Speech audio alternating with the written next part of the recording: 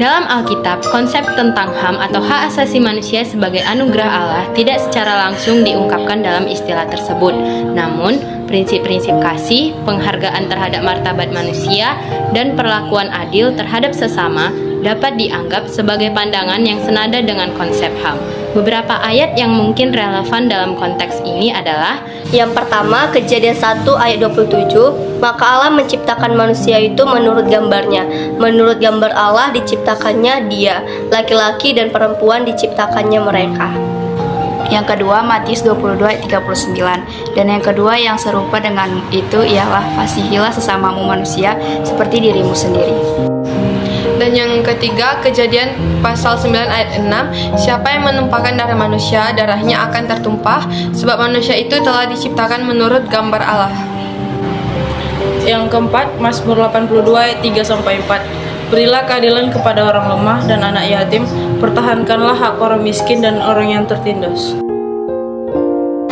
Tugas dan tanggung jawab remaja Kristen dalam mewujudkan HAM. Yang pertama, cinta kasih dan empati.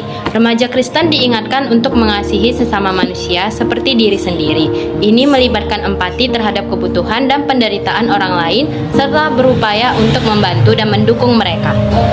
Yang kedua, menentang ketidakadilan. Remaja Kristen harus berdiri menentang segala bentuk ketidakadilan, diskriminasi atau penindasan yang melanggar hak asasi manusia.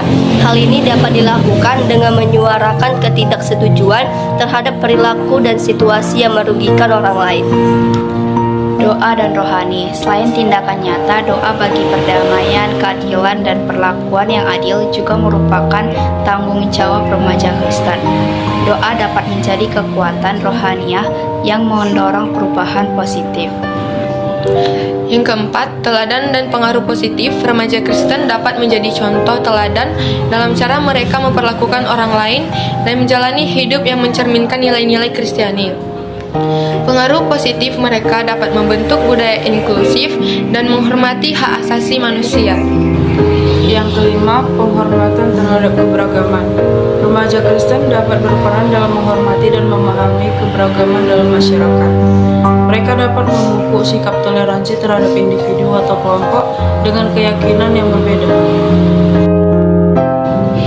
Beberapa contoh pelanggaran hak asasi manusia yang melibatkan remaja Kristen dalam lingkungan sekolah dan pergaulan, yakni yang pertama, diskriminasi, yakni remaja mengucilkan atau merendahkan teman-temannya berdasarkan agama atau keyakinan mereka.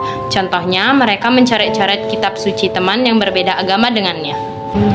Yang kedua, pelecehan, yakni remaja melakukan pelecehan verbal atau non-verbal terhadap temannya yang memiliki keyakinan atau agama yang berbeda. Contohnya, seorang siswa dengan sengaja menirukan atau mengejek gestur, gerakan, atau tindakan keagamaan dari siswa lain.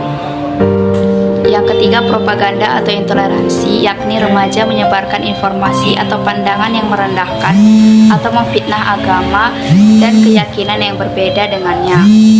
Atau dengan kata lain, mereka menyebarkan hoaks atau berita negatif mengenai agama yang mereka tidak sukai tersebut. Yang keempat, penolakan kerjasama. Misalnya dalam pembagian tugas kelompok di sekolah, seorang siswa menolak untuk bekerja sama dengan temannya atau kelompok tertentu, hanya karena perbedaan agama atau keyakinan. Yang kelima, pemaksaan keyakinan, yakni remaja mencoba memaksa atau mempengaruhi individu lain untuk mengadopsi keyakinan agama tertentu. Contohnya dengan cara meninggikan agama yang dianutnya secara berlebihan. Sekian tugas proyek agama Kristen kami. Terima kasih.